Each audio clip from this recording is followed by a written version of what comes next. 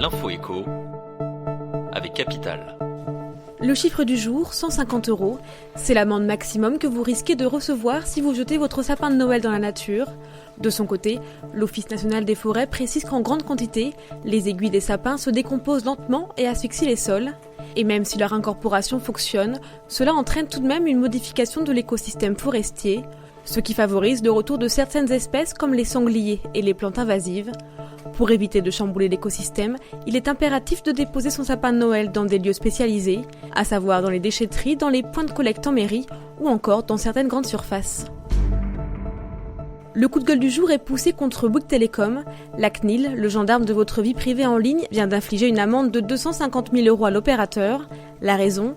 Une faille de sécurité qui rendait potentiellement accessibles certaines informations concernant les clients BNU de Bouygues Telecom. Le nom, le prénom, la date de naissance, l'adresse email et postale ou encore le numéro de portable par exemple. Cette faille a duré plus de 2 ans avant d'être découverte en mars 2018, puis rapidement corrigée par l'opérateur.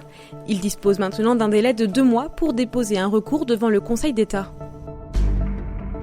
L'info pratique Capital, le système de retraite sera réformé en 2019.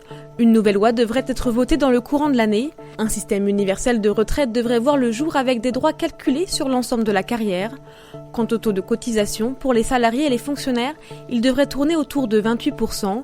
Sinon, sont aussi prévues dès 2019 la fusion des régimes complémentaires ARGIC et ARCO, la cohabitation de 4 taux de CSG, la revalorisation des pensions et du minimum vieillesse, ou encore la simplification de l'épargne retraite. Pour plus de détails sur chacune de ces mesures, rendez-vous sur capital.fr. On termine avec les dons des grandes fortunes. D'après une information du Figaro, une mission parlementaire devrait débuter en janvier pour favoriser les dons des Français les plus riches. Elle durera de 2 à 3 mois et de nombreux grands patrons, philanthropes, notaires et membres de la société civile seront auditionnés.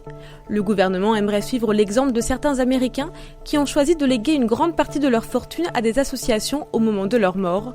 Le but est aussi de donner plus de liberté dans la transmission de l'héritage.